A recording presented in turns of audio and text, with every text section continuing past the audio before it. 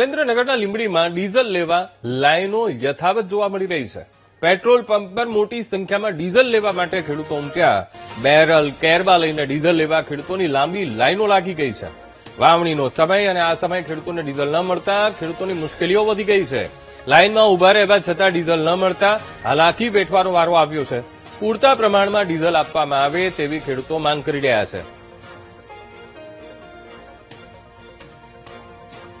તો આજ મુદ્દે સંવાદદાતા સચિન પીઠવા ફોન લાઈન પર જોડાઈ ગયા છે। સચિન, એક તો અત્યારે વાવણીનો સમય ચાલી રહ્યો છે, ડીઝલની જરૂરિયાત ખેડૂતોને રહેતી હોય છે, અને એવા સમયે ડીઝલ નથી મળી રહ્યું, ખેડૂતો કહી શું રહ્યા છે, કેટલી પીડામાં? સચિન, બીજો વાત કરવામાં તો સુરેન્દ્રનગરમાં લીંબડીમાં વહેલી સવારથી મોડી રાતથી ખેડૂતો લાઈનમાં ડીઝલ માટે લાગી ગયા છે।